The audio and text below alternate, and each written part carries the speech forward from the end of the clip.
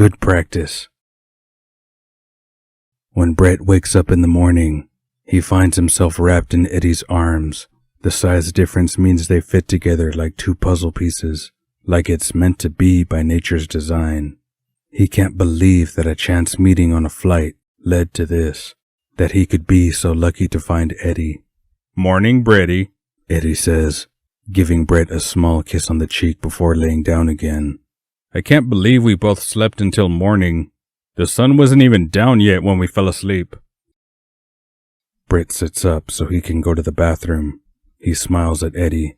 "I think we both needed it after all that happened the last few days. And I think this ranks up there with the sleep we had in first class. One of the best I've ever had." With that, he gets up and heads to the bathroom. He finds Eddie in the kitchen doing dishes. He starts to boil some water for coffee and prepares the cups. "You know, my mother gifting us all these things was magic.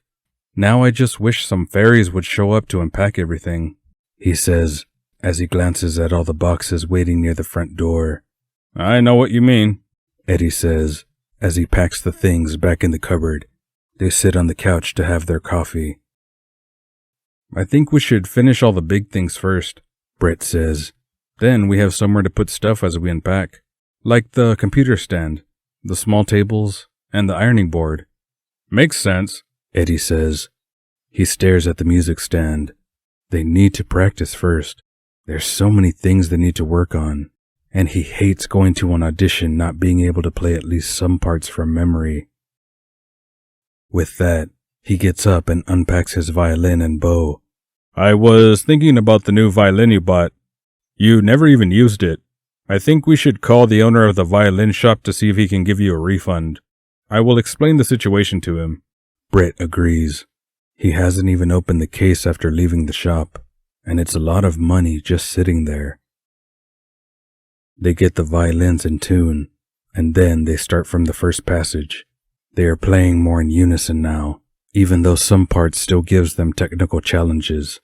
Eddie grabs a pencil and decides to mark every passage they struggle with. Once they play through the entire piece, he turns the pages back to the first part they struggled with. "Okay. I think we should practice these parts separately until we nail it." They played through slowly first, discussing what they did wrong, and then focusing on correcting it. They didn't realize they've been at it for 4 hours already. Both are hungry. Eddie prepares the remaining instant pancakes, and Brett makes more coffee. "You are a genius," Brett says after a while. "I think replaying the hard parts first will work. I tend to play the easy parts over and over and ignore the difficult ones." "I also did that," Eddie says. "Instant gratification if you play something well, and people like it. When I was working in the recording studio that was no longer effective, we had so many pieces coming through every week, and all of them had tight deadlines. I had to learn new ways to overcome technical difficulties, and this seems to work for me." After breakfast, they open some of the taller boxes to find the ironing board. They find the rod and curtain for the bath first. Eddie goes to sit on the couch. He opens the packet, shakes the curtain open, and then winds the plastic hoops into the metal rings in the curtain. He removes the end cap from the rod and slides all the hooks onto the rod. He screws back the end cap and goes to hang it in the bathroom. When he returns, Brett assembled the ironing board already. They search for the iron and find the 4 small tables in the process. Eddie takes one to each bedroom and puts one on each side of the couch. Brett found the iron. "Bring me the clothes. I will iron it quickly," he says. "You can unpack some more stuff." Eddie gladly obliged. He hates ironing. As Brett positioned himself near the kitchen, he puts all the laundry on the breakfast nook. Then he starts with boxes. First, he looks for all the big things. The TV. He unpacks it, then positions it on the little TV stand. Next, the computer desk. He fetches the small tool set and assembles it. He puts it against the wall between the TV and the kitchen. Then he transfers the laptop and printer over. Brett finished the ironing by now, and after switching off the iron, he stretches his back, lifting his arms and twirling them around to relieve the pain in his shoulders. It's been a while since he ironed these many things in one go. I'm taking a shower, he says, taking his bundle of ironed clothes with him to the bedroom. Eddie folds up the ironing board and puts it in the hallway closet, leaving the iron on the counter to cool down first.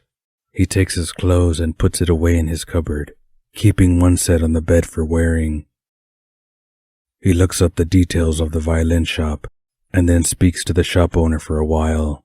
He agrees to take back the violin, but as the bow was already rosined in the shop, he can't refund them for the bow. Seems fair, and a spare bow is always good. He hears Brett's bedroom door close, then goes to take a shower as well. Once done, he tells the news to Brett, who is sitting on the bed, drying his hair. Wow, thanks for arranging it, Brett says. We can go return it now. Eddie gets dressed and dries his hair. He smiles as he puts on socks. Brett sorted the space socks with his laundry. He puts on shoes, and then they are ready to go. Brett takes the bow and rosin out of the case and zips it up again.